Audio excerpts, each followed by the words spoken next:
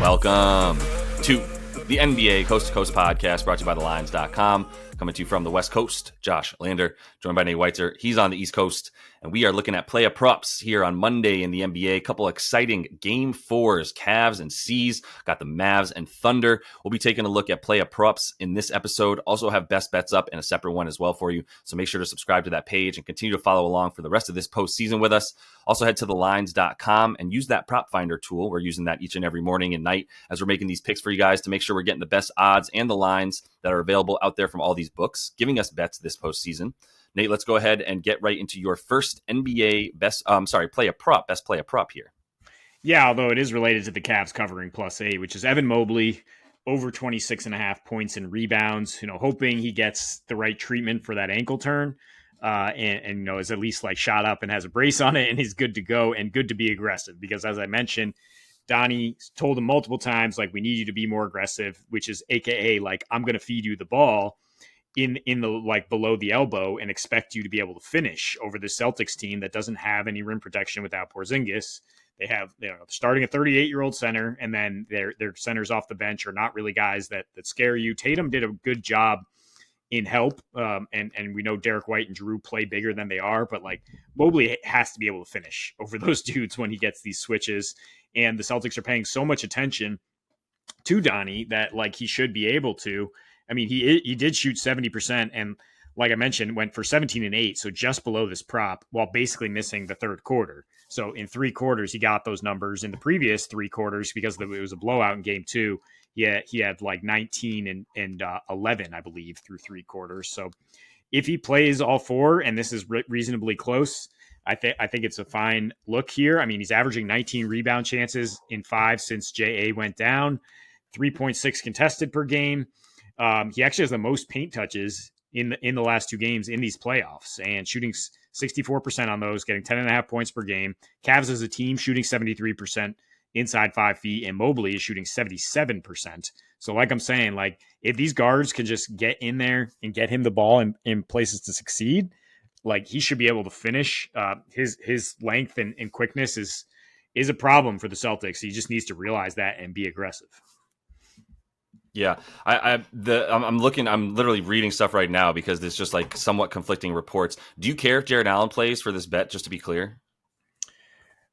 I mean, I would worry about the rebounds. If I see Allen is in there, I might just take Mobley's points. Yep. Agreed. That's exactly how I was ready to play last game as well. Was like, maybe I just take Mobley's points now. That they might not go down if Allen shows up. His rebounds will probably go down. So yeah, I still like the points for Mobley no matter what. I think that's exactly the point that I would make here is like, if you see Jared Allen all of a sudden in, it's like there's so many conflicting reports. Someone sent a photo showing Jared Allen standing at a free throw line minutes after someone reported Jared Allen's not at shoot around. So Jared Allen gate is alive right now, and we got to nail this down before we feel comfortable. But I think that's the pivot you make here with Mobley's props is the points are better regardless of Allen's presence or not. The rebounds are a lot more likely to take a hit with Allen on the floor. Plus, this next bet is likely to take a hit if Allen is on the floor, which is my Dean Wade bet, over 9.5 PRA I'm calling him the principal. That has to be his nickname. His name is Dean Wade. We're going with the principal.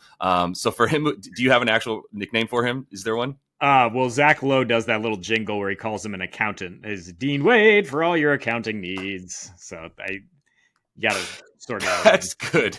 That might be better than my principal one. I think the accountant is really good there. But still waiting on that JA news officially. So don't jump on like, the local reporter or the random guy who's now covering the Cavs because it's the playoffs and he wants some more traffic to his website here. Like, just let's wait till we have an official report from the team on Allen. But I think Dean Wade might still be good for 9.5 because how healthy can Jarrett McRibs Allen at this point be when he comes back for game 1? Like, they're still going to be tentative with him, and they need Dean Wade. He was being brought back tentatively, but yes, I said the words, they need Dean Wade. And because if they don't, then the other dudes they're relying on rebounds for rebounds are going to be, 82-year-old Mook Morris and 91-year-old Tristan Thompson. And like, not to make fun of their ages, it's more that like their liabilities on offense, to be honest. And like, kind of on defense for Mook at this point. If he gets anybody who's quicker than him, which, as we know, the Celtics are going to have 4 dudes on the court at all times that are quicker than him until outside of Cornette and Horford, and I guess if we see some more Tillman or Keita. But you get my point here. So they're going to be liabilities on both ends of the floor. Dean Wade is not. Like, he was a plus 12 in his 17 minutes on the floor. Plus minus, do with it what you will, but it's hard to ignore the best plus minus on the floor and the fact that Tristan Thompson was a -6 in this game. Marcus Morris was a -2. Marcus Morris didn't touch the floor in the second half. Tristan Thompson played 1 minute and 15 seconds in that second half, and that was because Mobley got hurt, to the point that you made a minute ago. It was like, well, now we really don't have a choice. We're going to have to put Tristan in there alongside Dean Wade to have an actual 5-4 combo. Max Strus doing a great job rebounding, but like I said, the rebounding is going to be a big part of what you need Dean Wade on the floor for against the Celtics squad. And then also just it's like it's not 3 and D for him; it's 3 and glass, right? That's what he is a 3 and glass guy that they're going to need to stretch the floor as well. I'm not going to like joke around and say he's a Celtics killer, but at least he gives them a guy that, like, you've got another dude who's bigger than Isaac Okoro that can at least bother shots for one of the Jays, because Dean Wade guarded one of the Jays when he was out there for the majority of his minutes out there. There was only a few minutes that he wasn't guarding those 2 dudes when he was on the floor. Not that he like stopped them, but he's going to be a nice mix up from 6'3" Isaac Okoro, who's just really out there to just be really in their jerseys. But if they want to shoot over him, they'll shoot over him, and which is what we saw Jay Tatum do a lot in this last game. And the second half stuff was really telling to me when I really dug into when Dean was out there, when Dean Wade was playing. It was 9.5 minutes in the second half, 7 minutes in the first half. But I think there's a little bit of like, let's ease him into it. And then in the second half, they were like, sorry, there's no more easing anything into anything. Bickerstaff was like, I can't have Thompson and Mook Morris playing minutes in the second half at this point, because we need to score to keep up with the Celtics. It was that simple. Plus, it was pretty much a done deal in the first few minutes of the third quarter there, when the Celtics really took over after leading at half, by about double digits at that point. So it was a little bit over, but they were still looking to make that comeback. I would expect the same thing here. Like, I'm a little bit hesitant to go right back to the first half bet for the Celtics, because I could see one of these halves for the C's being a little bit of a letdown. I just don't. If they're going to win, I think they prefer to be the first half and pick it up in the second. But there are a bit of head cases too, to your point. So I don't want to just go right back to them and be like, well, they've been amazing in the first half. Like, yes, they have, but they've also been a little bit streakier in these playoffs at times. So finishing the point about Dean Wade, though, he's going to be important more so in the first half than he was last game, and I think he continues to get at least 10 minutes in the second half. So the 9.5 PRA, like the points he actually went under last game, he got 3 assists, which I don't think is going to be consistent for him, but I think 1 or so to tack on here is not too much. And I mean, honestly, he could get it would not surprise me at all to see him get 8 to 10 points, right? If he's going to hit if he has 1 to 2 threes, he's in a good spot to get all of these, because he's going to be doing plenty of rebounding with the amount of chances he had. He had 5 rebound chances in those 16 minutes. So you give him another couple minutes, right? You're looking at least 7, 8 rebound chances, and all these numbers are still low for him. So if he does participate well in this game like I expect him to, I don't think this 9.5 PRA will be hanging around for him much longer in these playoffs. Yeah, second game back, he should ramp up a little bit more. And I think even if JA plays, like, Dean Wade is probably more naturally suited to be a 4. And like, I think briefly they had to put him in there at 5 out of necessity because Mobley was out, and that was not working out. Like, they would it's a guy who, like Nas Reed, right? You'd rather he just kind of get in where he fit in than to be like, oh, like somebody's out, like let's ride Dean Wade. It's like, no, you don't want him to be a focal point or like the main big there. And then maybe they could use a little more size against the Celtics now that Tatum is attacking the rim and not just taking step back shots all night. And that was the key to their success initially. So, but yeah, let's go to Luka. And I feel more confident about this one, honestly, than the Mobley pick, which is under 37.5 points and assists for Luka Doncic, who is hobbling around right now. And it's actually moved to plus money at DK, which is interesting because every book has moved his points straight up from 29 to 28. But instead the odds have shifted the other way on the assists. And I'm not seeing a high probability for assist regression positively either, because he only has 12.5 potentials in his last 2 here, 6 assists per game. Kyrie has 18 potentials and 9 assists per game. So he's doing more playmaking. I mean, Luka, aside from that hot start in game 2, has been really taking a back seat. He stopped taking so many threes in game 3. The ball moved better when he has lower usage, which he has in these last 2, and the Mavs have played better as a team. But you look at the numbers, like he takes 30% of the team's threes in the first half and 10% in the second half. So he's not, he's trying to set the tone a little bit, gain a little more attention from the defense. And then like or he's just running out of gas, because now on top of injuries to both knees, he took a hard fall, right, that could affect both his elbow and his back in this game. He's being guarded by linebacker Lou Dort, who is all over him. And I mean, he's still able, most of his stuff is coming inside the arc on these nice little like in between pull-ups, but he's still shooting 38% on pull-ups in his last two, which is, much worse than in the regular season.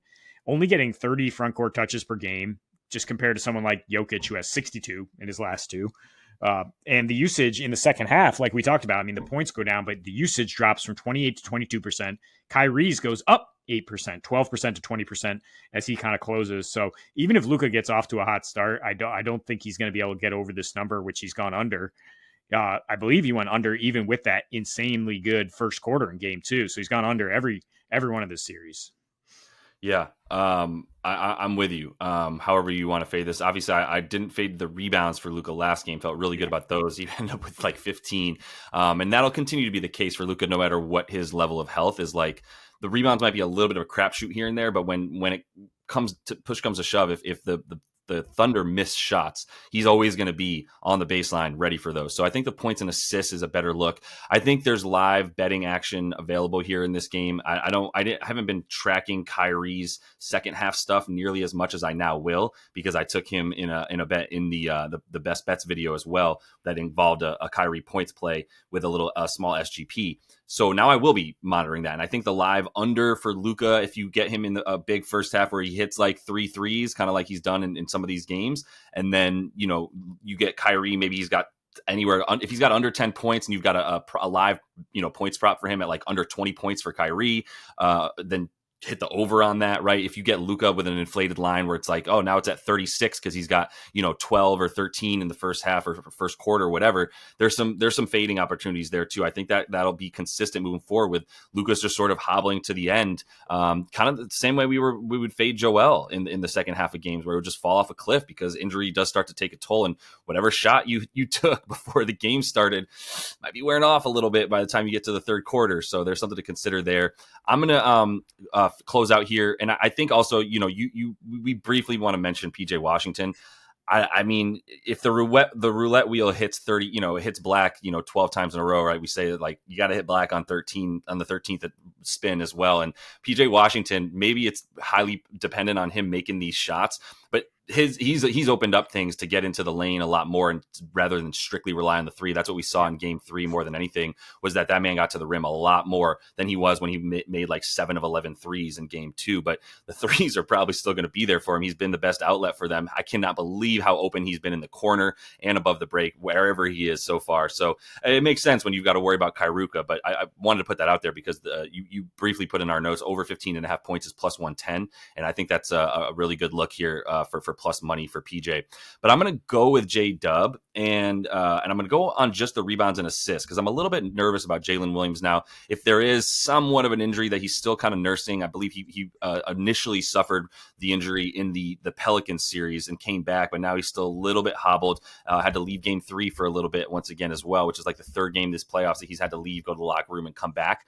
So it's a little bit concerning there for the points. But if you take the rebounds and assists for him, I still think the rebounds are live, because one, his matchup is going to be Kyrie all the time. So in the first half especially, hasn't really had to guard much. Kyrie hasn't taken very many shots. Second half, maybe he will. But these dudes are guarding each other. So with that in mind, like when they're both going for rebounds, I'm going to take J-Dub. It's just that simple. And really for the assist, though, it's a little bit more of like, he's been driving. He's got the smaller defender on him. He has not been hitting, and Kyrie has been in his grill out on the 3-point line as well, which is a big reason why he has not been able to hit quite as many threes in this series. And then when he does drive, because now he's kind of forced to, he has eventually, he's had to pass. I mean, that Dallas defense down low is very good now, as we know. And so while he's driving almost as much as Shai is, he's actually passing on those drives more than SGA, who is usually looking to shoot on the end of those. So he's in the playoffs right now, he's at 11.8 rebounds and assists combined, gets you over the 9.5. Obviously, he's gone over 9.5 in 6 of 7. One of those he did have 10. The other ones he's climbed at least 11 or more. And like I said, the matchup with Kyrie has led to 40% of his drives ending in passes and 15% assist percentage off of those drives. So he is a little bit more of the like facilitator when he's going towards the bucket, as opposed to SGA, who's definitely looking to pull up or get to the free throw line a little bit more than him. And if that injury is there, then yeah, you look at assists a little bit more than you look at the points, because it's obviously a little bit harder to score if you're not playing with a full 100% of your leg intact. So I think the assists are a little bit, are just as likely if they've been, if not slightly more. And like I just finished the point, like leading the team in passes. And that's not just because he's got the ball in his hands more. Shai has a longer average time of possession where he's actually the one with the ball in his hands. But for J-Dub, like he is the one passing more in driving situations, like I said, or situations in general. So plus the rebounds, by the way, because he's guarding Kyrie, all those threes from the Mavs have led to him getting the second most or third most rebound chances at this point behind Shai. But he and SGA are both getting their boards between 7 and 8 feet from the basket because of those long rebounds off of all the threes, that the Mavericks take. So he's still going to be, I would still go over on rebounds for J-Dub at a smaller number than like 8.5 for Chet Holmgren, which I still don't like an over for him on those. Yeah, no, for real. But it's interesting. My initial thought was like J-Dub over to 19.5 points, just because the Thunder need it. Like they need it. So they need a secondary source of offense so bad. I mean, I don't hate the other stats because I think he's definitely, once he gets going scoring wise, like he's also going to be contributing all over the place. But 12 shots in game 3. Yeah. I mean, granted, he got hurt, but like that's just not going to cut it, man. Like you got to be more aggressive from jump. I think he only took 4 shots in the first half, and he had that 0 for 5 first half in game 1. And I think he knows he has to come out more aggressive from jump. But I mean, I think the total PRA here is definitely a fine play, or taking either of these bets separately. It's true. Yeah, he's butted up against his PRA number of like 30, like most of these games, because of the fact that he's not going over on the points. But you are making a really compelling case that like you can't be the second best player on this team and take 12 shots. Like it's playoff time. There's not as many minutes to go around. Even for this Thunder team who plays a bigger rotation than most in the playoffs, you're still seeing like, yeah, but there's 20 minutes for each like rotation spot, and then there's 37 to 40 for Shai and for J-Dub, and even Chet if he can manage to stay out there. So yeah, I think like those are the 3 dudes you rely upon to get out there. And if he's not shooting enough, I haven't seen anything that's been like the way for Kyrie where it was like, no, everyone's telling me I need to shoot more. Haven't seen that for J-Dub, but you got to imagine that somebody should be in his ear about that, if not himself. We'll see about the health. I have no problem adding the points, rebounds, and assists. The final point I would make, though, is like there's 2 dudes in the league, Pascal and J-Dub. If their props are 19 to 21.5 points, I'm like, I'm out. These dudes are going to score 19 to 21 points. They do it every game. I just don't know which way to go. That's kind of where I've been at, but you might have an edge here with him being in a position that it's like do or die, man. Like ain't no time to share the ball. It's time to like get to the bucket, but we'll see. I think the RA is still good for him. If you want to add the points, I'm not against it either. So that is all the time though that we have for you in Play Props. Also got those best bets up for you in a separate episode. So make sure to subscribe to that page and continue to follow along until we see you next. Happy betting.